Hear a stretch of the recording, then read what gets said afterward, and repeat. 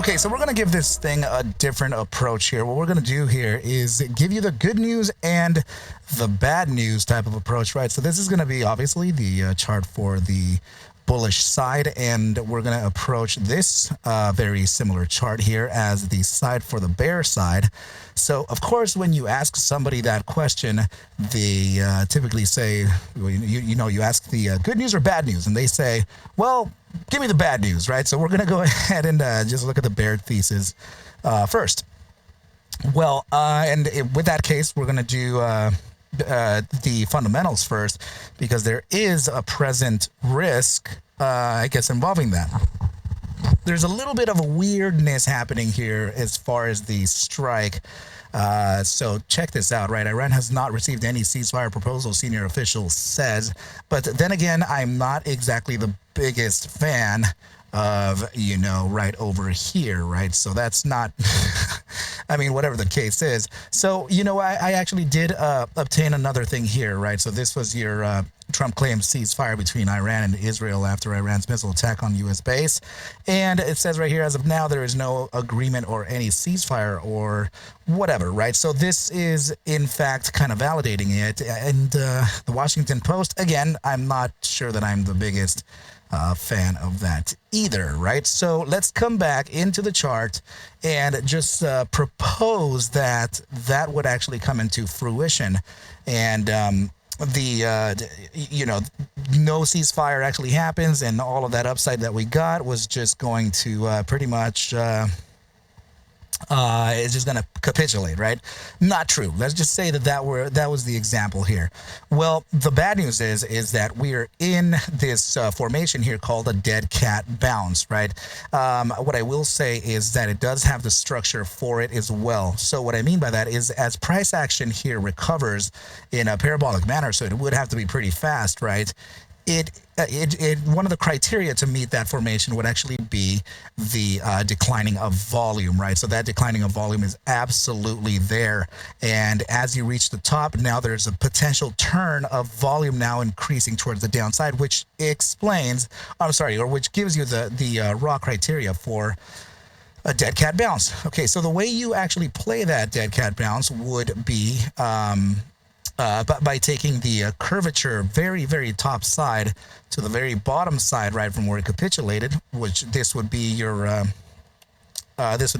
bottom trend, and you apply this right to that bottom side, and this is now giving you a target of roughly around 1925. Okay, so that would be the case here for this thing to kind of drop, and I have to say that it is kind of confluent here to many other targets, specifically these lows here, this pivot here and this pivot here, right? So we would have to definitely keep an eye on those probable target lows. In fact, we could also keep in mind this one here. I know it's a little random at $20.06, but it does have some confluence. Okay, so for now, I think I'm just going to go ahead and draw the range down here like this. Okay, guys, so that would be your potential downside here. Should this dead cat,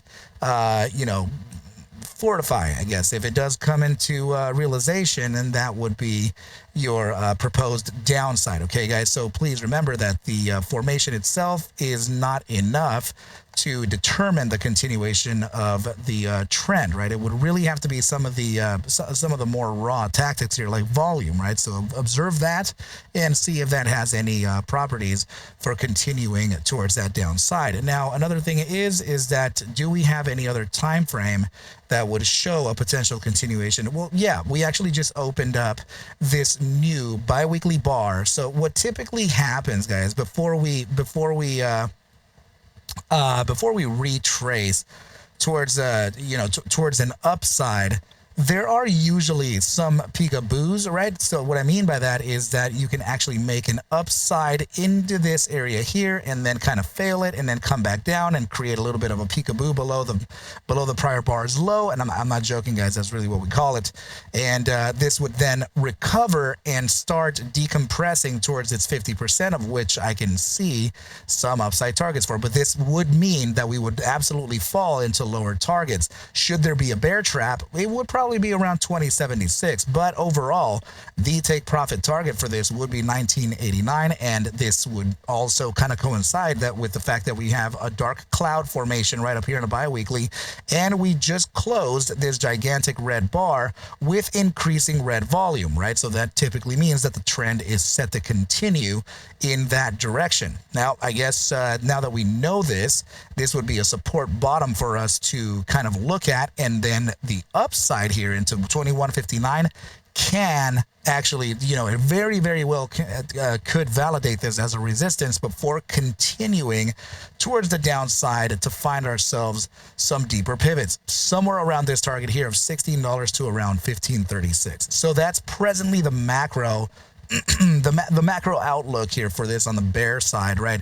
So why don't we go ahead and take a look at the bull side of things here and find out what that could be. Well, the bull side of this is that we have a couple formations, a couple time frames that are in the process of closing right now, and that would be the monthly time frame, which has 6 days to close, the bi-monthly, right? 6 days to close there. The 3-month time frame definitely has 6 days to close there as well, and the 6-month time frame, it definitely has some 6 days to close there as well. Okay, so if we're closing that 3-month time frame, which is your quarterly bar, well, that would be an incredible triple bottom formation and also an inverted true green outside hammer bar. Okay, so that would actually introduce a potential retracement towards the 50% of the present bar, the 3-day bar.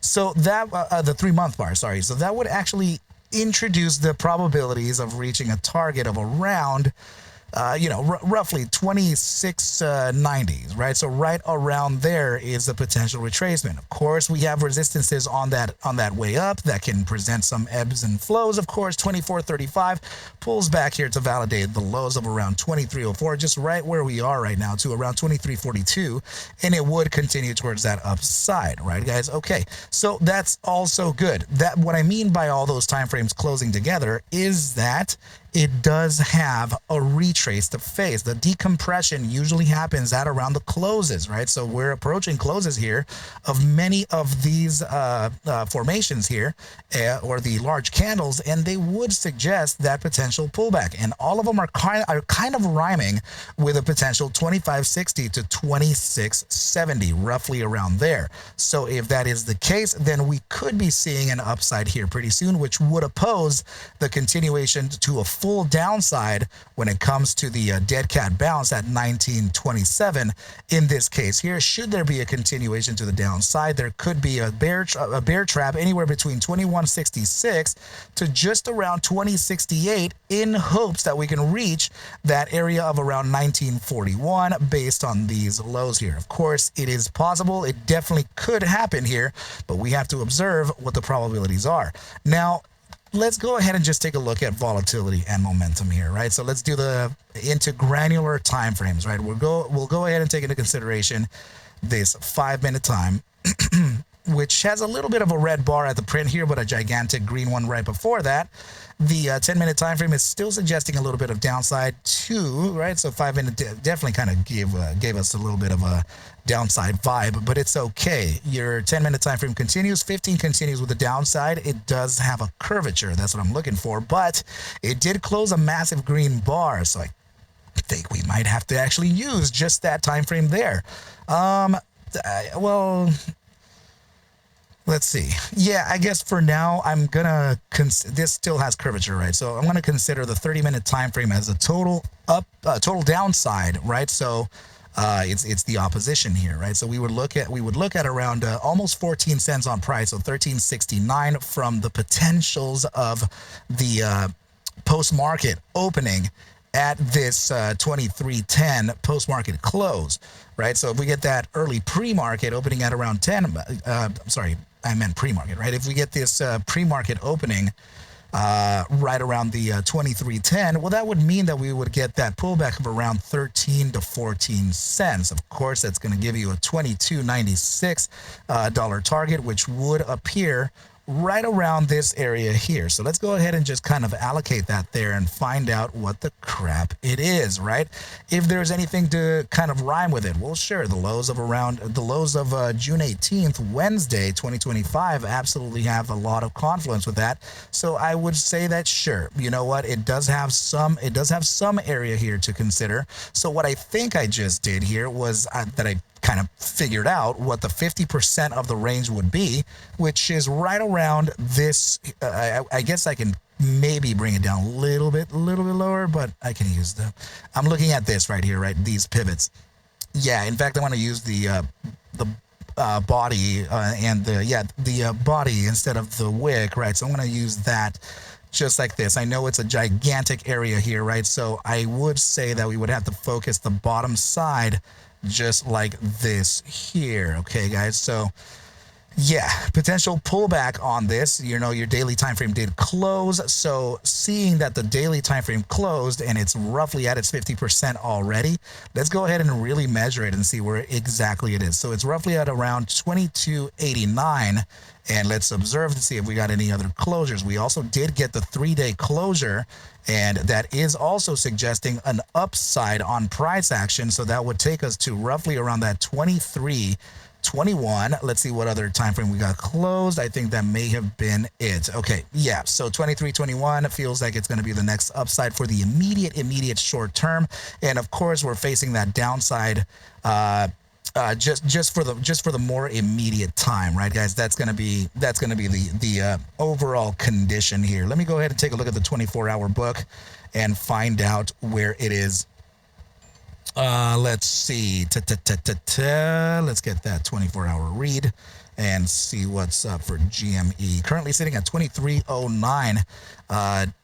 Not bad. It is kind of gapped up, right? So yeah, I think the pullback here would be into these zones here. Let's go ahead and just mark them off, and I will give you the score between the bulls and the bears in this next part of the video. Okay, guys. So there you go, and there you go. Okay, so yeah, judging the play by, you know, bears and bulls, I honestly think that, well, let me see the volatility here on this time frame one more time. And before I come up with that score, guys, please make sure to remember to hit the description below, and that's where you're going to find the master's course that I'm going to be putting together in July 26th. It's going to start for the beginners. It's for charting and trading. And that's going to be an 8-week to 9-week program, and it's for $100, right? And do it live with me.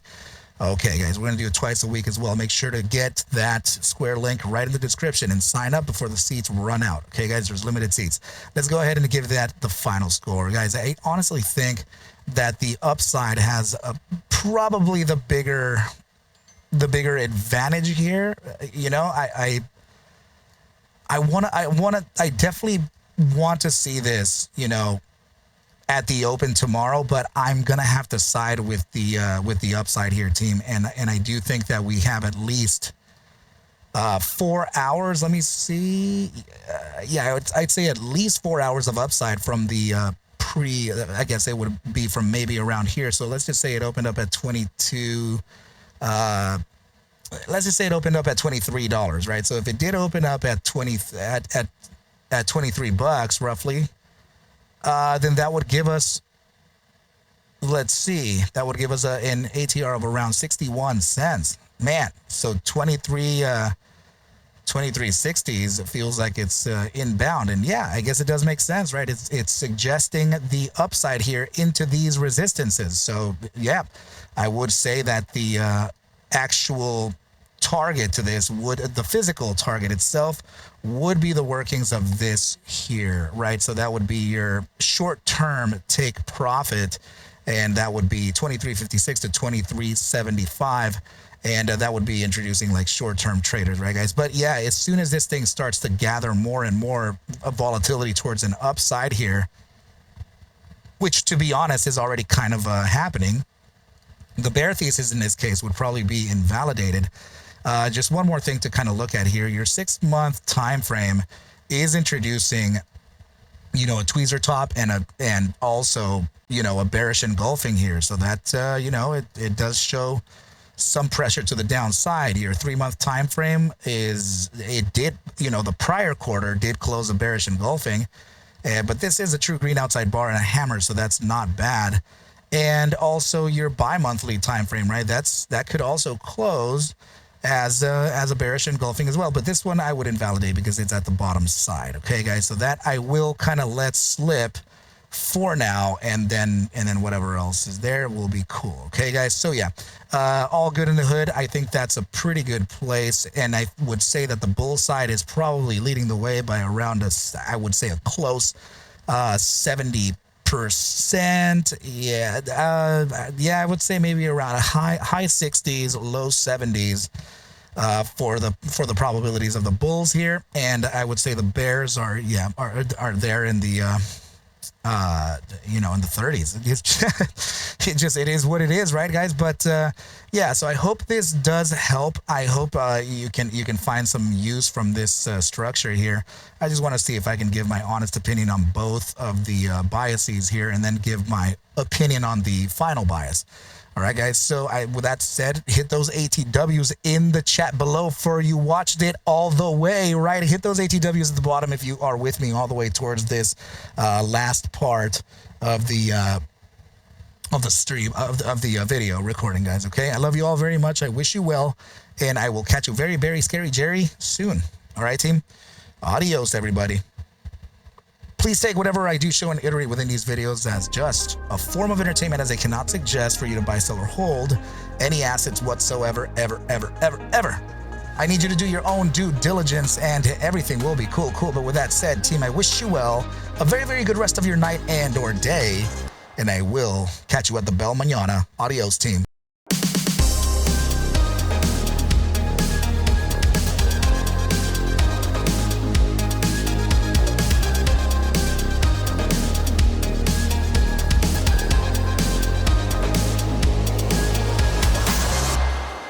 Oh yeah.